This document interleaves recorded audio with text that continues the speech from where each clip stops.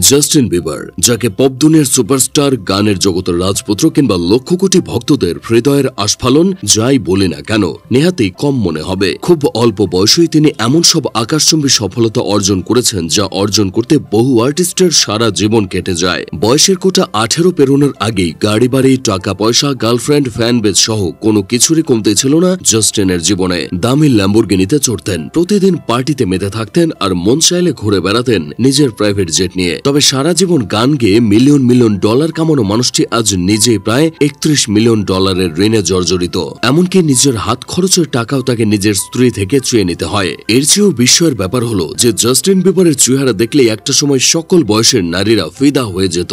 সেই একই মানুষটাকে এক নজর দেখলেই আজ তারা নাক ছিটকায়। উস্কো খুস্কো চেহারা, কঙ্কালসার শরীর, ক্ষিপ্র আচরণ, উদ্ভট কাপড় চোপড় সহ সবকিছু মিলিয়ে জাস্টিন বিবার যেন বর্তমানে এক বদ্ধ উন্মাদ। তবে তার এই অধপতনের শুরুটা হয়েছিল বহু আগে থেকেই। অল্প বয়সে নেওয়া কিছু ভুল সিদ্ধান্ত, মিউজিক জগতের খারাপ সঙ্গ, প্রেমে ব্যর্থতার মতো সমস্যাগুলো তার জীবনকে এলোমেলো করলেও জাস্টিনের ক্যারিয়ার ধ্বংসের সবচেয়ে বড় কারণ ছিল নেশায় আসক্ত হয়ে পড়া। মাত্র 16 বছর বয়সী বেবি গানের মাধ্যমে জাস্টিন গোটা পৃথিবীতে যে জনপ্রিয়তা অর্জন করেছিলেন তা আজও অনেকের কাছে রীতিমতো স্বপ্ন। তবে গায়ক হিসেবে তার ক্যারিয়ার শুরু হয়েছিল তার মায়ের হাত ধরে। ক্যানাডিয়ান এই পপ সিঙ্গার খুব অল্প বয়স হতেই গান গাইতে ভালোবাসতেন, আর তার মা নিজের আদরের সন্তানের গান গাওয়ার মুহূর্তগুলো ভিডিও করে ইউটিউবে আপলোড করতেন। এভাবে একদিন জাস্টিনের ভিডিও চোখে পড়ে যায় স্কুটার ব্রাউন নামের এক মার্কিন ব্যবসায়ীর। স্কুটারের সুবাদেই পরবর্তীতে জনপ্রিয় মার্কিন গায়ক ও গীতিকার আশারের সাথে পরিচয় হয় জাস্টিন বিবারের। ব্যাস, সেখানে তার ভাগ্যের চাকা ঘুরে যায়। স্কুটার ব্রাউন ও আশারের সহযোগিতায় নিজের প্রতিভাকে পৃথিবীর সামনে মেলে ধরার সুযোগ পান এই কানাডিয়ান সিঙ্গার।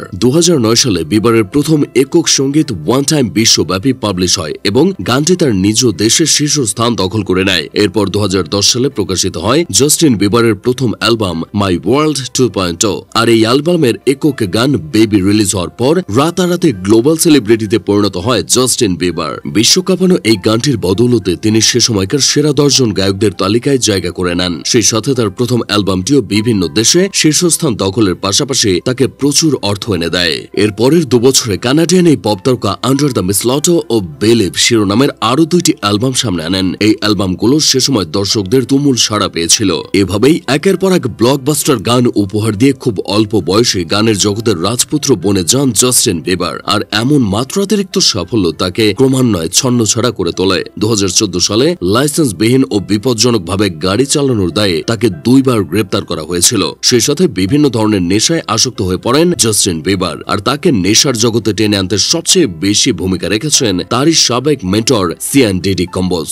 2018 সালে জাস্টিনের দীর্ঘদিনের প্রেমিকা সেলেনা গোমেজ তার সাথে ব্রেকআপ করে। তবে একই বছর তিনি তার আরেক বান্ধবী হেলিকে বিয়ে করে আরও একবার সমালোচনার মহলে আলোড়ন সৃষ্টি করেন। তবে এত কিছুর মধ্যেও জাস্টিন ঠিকই নেশার জগতে মজে ছিলেন। তাছাড়া খাপছাড়া লাইফস্টাইলের ফলে তার আর্থিক সমস্যা দেখা দেয়, যার ফলে তিনি তার গোটা ক্যারিয়ারের মিউজিক ক্যাটালগ $200 মিলিয়ন বিক্রি করে দিতে বাধ্য হন। এরপর 2022 সালে বিরল স্নায়বিক রোগে আক্রান্ত হয়ে বিবারের মুখের একপাশ বাঁকা হয়ে যায়, যার ফলে তিনি নিজের সব অনুষ্ঠান ছেড়ে দিতে বাধ্য হন এবং বিশাল আর্থিক ক্ষতির মুখে পড়েন। সবকিছু মিলিয়ে বর্তমানে প্রায় $32 মিলিয়ন ঋণ রয়েছে জাস্টিনের মাথার উপর। তবে দুনিয়া কাঁপানো এই পপ সিঙ্গারকে দেখে মনে হয় না যে তিনি খুব শীঘ্রই ভক্তদের সেই পুরনো জাস্টিন বিবার হিসেবে কামব্যাক করতে পারবেন। একদিকে নেশার সমস্যা, অন্যদিকে ভেঙে পড়া ক্যারিয়ার, সবকিছু মিলিয়ে ক্রমেই যেন আরো বেশি অধপতনের দিকে ঝুঁকছেন সকলের প্রিয় জাস্টিন বিবার।